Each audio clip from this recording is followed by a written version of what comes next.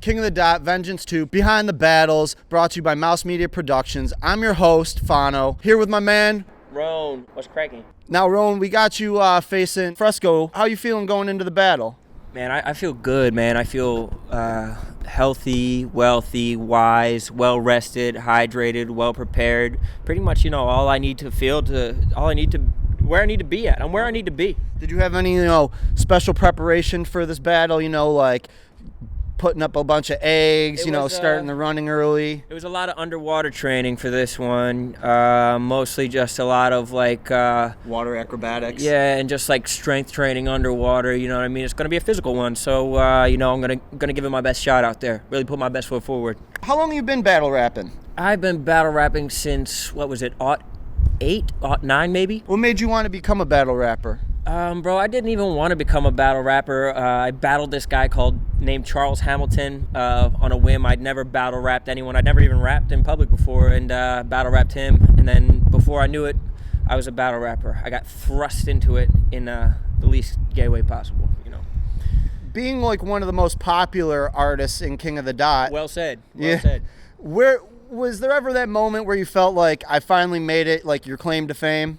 I think with any artist that you ask, no matter what level they're at, even people that are really, really, really successful, they won't really say that they really have made it or arrived. I think that's part of being a great artist, is always striving for more. So I don't really feel like I've made it. I'm not mad at where I'm at. I think I'm on a good pace, you know what I mean? But I think that there's still more work to be done, and I think everybody has more work to be done, or else you're going to fade away. I have an album that I already dropped, but I also have one I'm about to be dropping. That's the pace that we're working on. You know what I mean? I got one done. I got another one. Then I got another one in the chamber after that. And who knows? Maybe there's another one after that. But the first one was called The First Story. It's like a double entendre almost, like the first story I'm telling, the first story of a building. I don't know. I'm diverse like that, Yeah, check out a couple of those tracks. I'd highly recommend the ABCs, Woo! Thinking. Woo!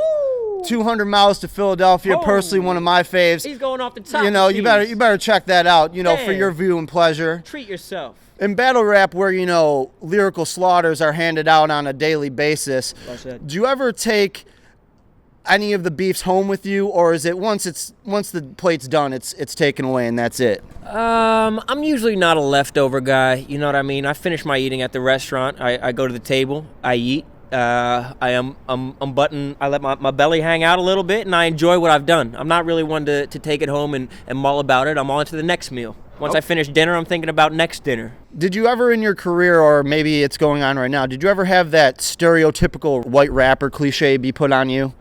Bro, my whole career has been a stereotypical white rapper cliche. That's kind of like my bag. That's kind of like the niche that I'm going for. Stereotypical white rapper. So pencil me in, because I'm good money. Asher Roth, this man will take you on any day. To this day, what do you think is the best battle you've ever participated in?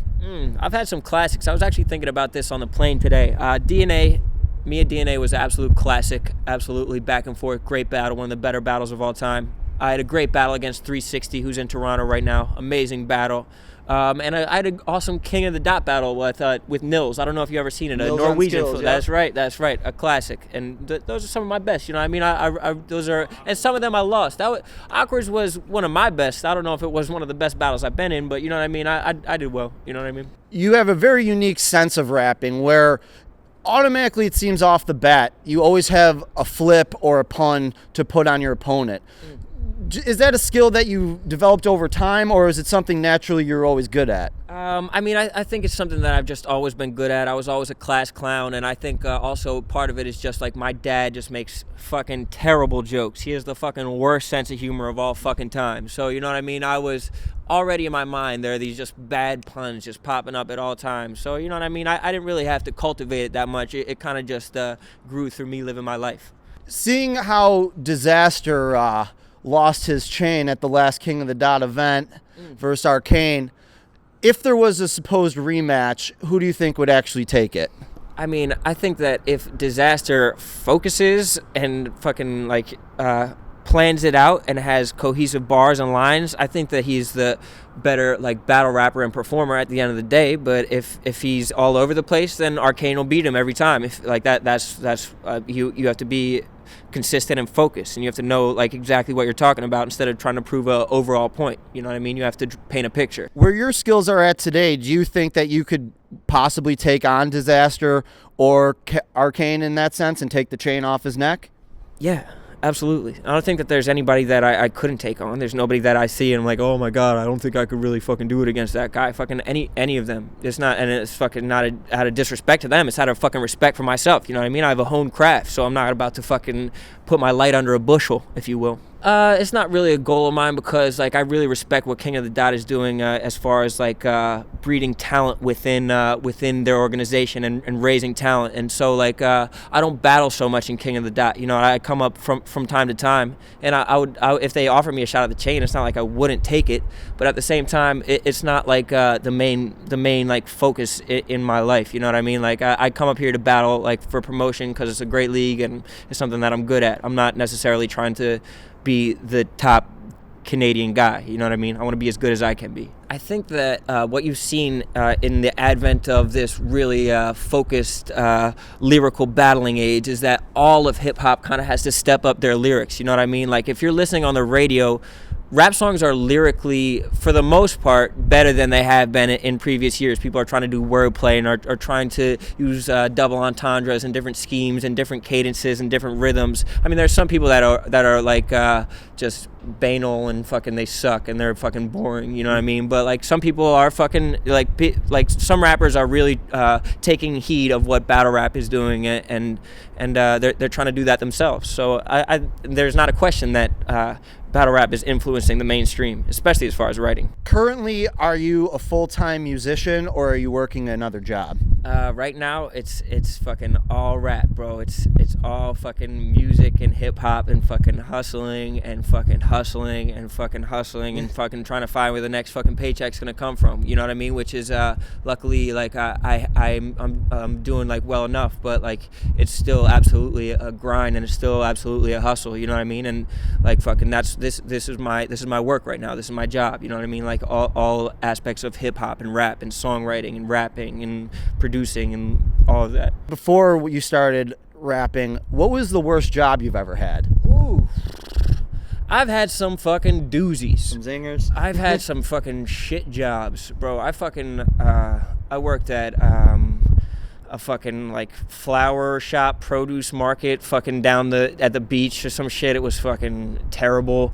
I cut roast beef for a living. I like cut like real ass roast beef behind a fucking bar. I was the fucking show, man. People came to the bar just to see me, but like it was ugly. It was a dirty job, but I mean, I had a fucking blast. You could put me in a paper bag and I'll have a good time. So I mean, I enjoyed it. But I've had some shitty ones, some bad jobs. Did you ever tell a boss to fuck off? Actually, how I got fired from my beef cutting job was I fucking like I was on. They offered me to be on Shade 45 to like rap on Shade 45. So it was like go to beef cutting, rap on Shade 45, and that was the equivalent of me telling my boss to fuck off. Well, here you are now, so it was obviously that's the what best I'm saying. move. And I'm in a good place with him. I go into his bar all the time. You know what I mean? Patronize his establishment, Ye Old Ale House in Lafayette Hill, Pennsylvania. Go check it out. You know what I mean? See what I used to do. Being in the Philly music scene, did you find it hard to crack into? I feel like it's still something that I am cracking into, but I mean, any scene takes time because scenes are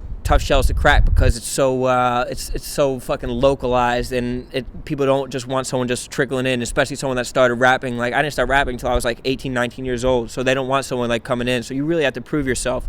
But I'm in with like Dice Raw and like the Roots crew and all them. So like I have a pretty strong foundation of where I am in Philly, and like my credibility is not really like necessarily in question. It's about building like a whole body of work. But I mean like there's a lot of good artists in Philadelphia, and I have good relationships with all the upcoming artists. There's not really any beef or discord. I searched you via Twitter and came across this fellow foe who also was named Rone, but Rone. I don't think he really appreciates you too well. No, I don't think he does either, man. Because here's the little thing on his website there. It says, I'm not the battle rapper Rone, that's at Rone. For the French electronic artist, that's at Rone. And for the Australian graffiti artist, that's at Rone.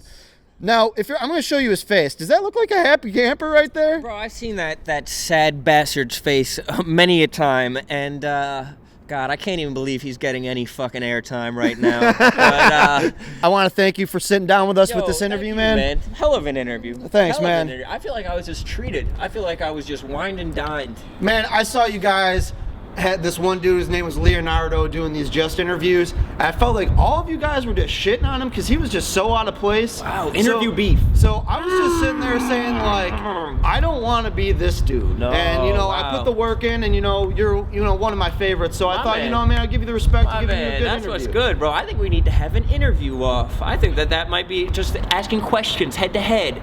We might never get an answer, but question. It'll be beautiful. What's good, Leonardo? You bitch. What?